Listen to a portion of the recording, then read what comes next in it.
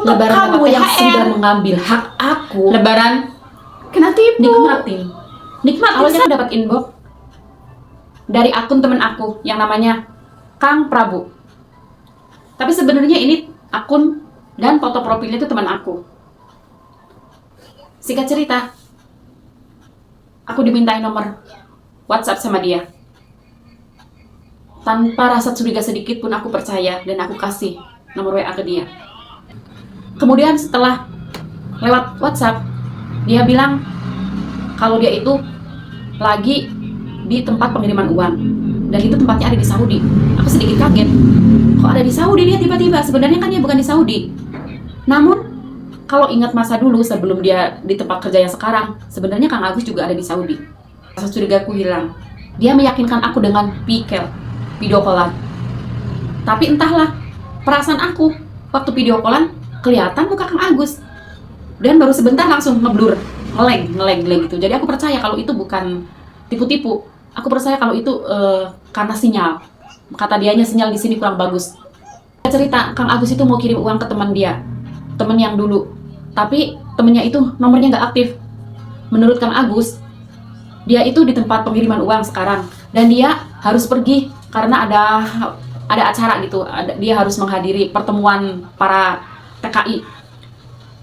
Dan Kang Agus minta tolong ke saya, kalau Kang Agus itu harus kirim uang dulu ke rekening saya. Nanti ketika temennya itu aktif, tolong minta nomor rekening ke temen dia dan aku transfer ke temen dia. Tanpa ada rasa curiga karena aku mikir itu benar-benar Kang Agus, maka aku ngasih nomor rekening ke dia.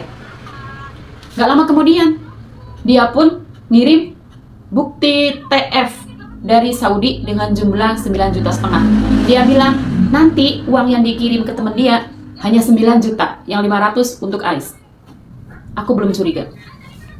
Setelah itu dia ngasih nomor telepon teman dia yang dituju karena alasan dia tadi nggak aktif. Aku disuruh hubungi nomor itu. Kenapa aku nggak curiga? Ini dia nomornya. Dia berperan sebagai temannya Kang Agus. Dan dia mengaku kalau istrinya saat itu habis dioperasi karena kanker. Saat itu istrinya dalam keadaan koma, harus ditolong. Dia harus menebus obat. Katanya kalau tidak ditolong, kalau nggak dikasih obat sekarang, mungkin istrinya akan meninggal.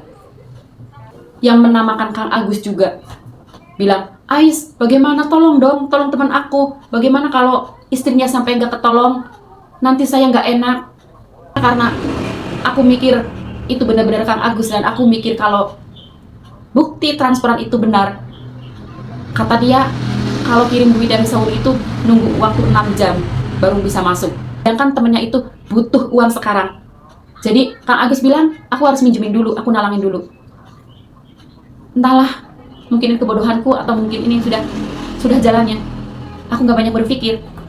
Aku TF 3 juta. Untungnya nggak semuanya, aku TF 3 juta. Setelah udah 3 juta, masih neror lagi kan? Katanya nggak cukup uang itu, nggak cukup buat nebus obat. Obatnya itu harga 6 juta berapa gitu. Tapi aku uang dari mana? Aku nggak punya. Kemudian berjalannya waktu, setelah malam, yang namanya Kang Agus, yang mengaku sebagai Kang Agus, kata-katanya sudah tidak terkontrol. Dia udah semakin emosi, dia bilang sampai nyuruh, Ais, kamu pinjam uang ke majikan apa? Aku kaget, hah? Majikan? Majikan yang mana? Kamu kan tahu aku di rumah kan? Ini jangan-jangan bukan Kang Agus, kata aku gituin.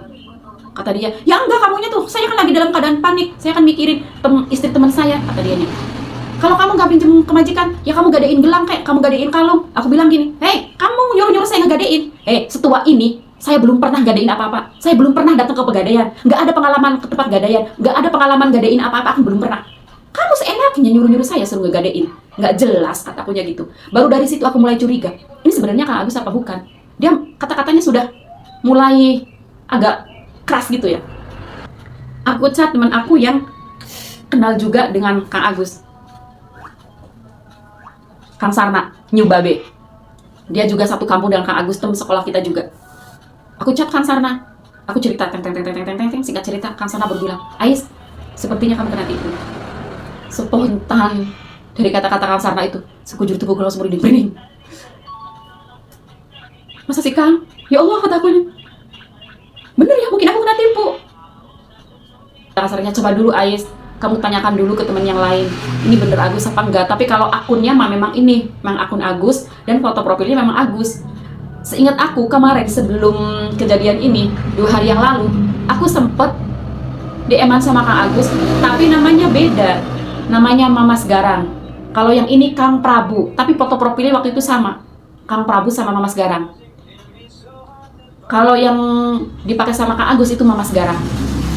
Kang Agus yang teman aku asli. Kemudian dari kata-kata Kang Sarna, oke yang Kang nanti dulu, aku sebentar. Aku langsung telepon ke Kang Agus. Waktu itu Kang Agus lagi enak-enak tidur. Karena kalau nggak salah sekitar jam 10 malam, di sana udah jam 11 di tempat kerja Kang Agus. Karena Kang Agus juga di luar negeri. Aku telepon, Kang Agus bangun, Kang Agus kaget. Ada apa Ais? Tumben kamu malam-malam telepon. Dan memang selama ini aku jarang komunikasi sama Kang Agus. Baru kemarin aku komunikasi sama Kang Agus, itu pun cuma sekedar tegur sapa, apa kabar, itu doang. Dan sekarang aku berani telepon, kata Kang Agus, ada apa Ais? Aku langsung bilang, Kang Agus, Kang Agus ada di mana? Kata Kang Agus, aku ada di ini. Dia sebutkan namanya, dan aku tahu itu tempat di mana. Aku kaget, lah tadi ada orang nelpon, dia ngakunya ada di Saudi. Itu Kang Agus, kata akunya tuh. Terus gimana Ais? Ya dia minta transfer uang. Aku pikir Kang Agus. Ya Allah, Kang Agus langsung, ya Allah Ais, kamu di mana? Kang Agus langsung kaget, Kang Agus juga shock. Ya, udah bagaimana lagi? Nggak bisa ngapa-ngapain. Bener ini, Ais ketipu. Pagi hari baru aku kasih tahu suami aku sebelum dia berangkat kerja. Aku cerita, dan alhamdulillah suami aku nggak ada rasa marah sedikit pun. Dia cuma bilang, lain kali mama harus hati-hati. Dan dia pesen, jangan dipikirkan tentang uang itu. Selagi dia masih kerja, insya Allah masih ada rezekinya. Itu kata-kata suami aku. Dan untuk kamu yang sudah mengambil hak aku, nikmatin saja kamu. Hasil jerih payah keringat suamiku, kamu makan. Itu hak aku, hak anak aku, kamu nikmatin. Silahkan kamu nikmatin. Tapi Allah tidak tidur. Nikmatin saja kamu. Mau lebaran bukannya perbaik ibadah, perbanyak ibadah, kamu malah berbuat seperti itu. Astagfirullah.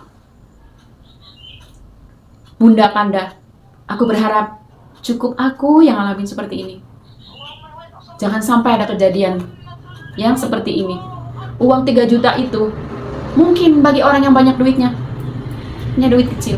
Tapi bagi kita, bagi suami kita yang kuli, keringat suami kita itu terasa berat, apalagi mau buat lebaran. Harusnya uang itu buat bekal anak-anakku mau liburan. Tapi orang itu tega, tega dia. Awas kan.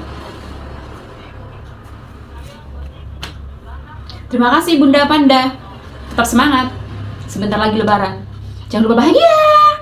Bye bye. Ikhlas, ikhlas, ikhlas, ikhlas, ikhlas.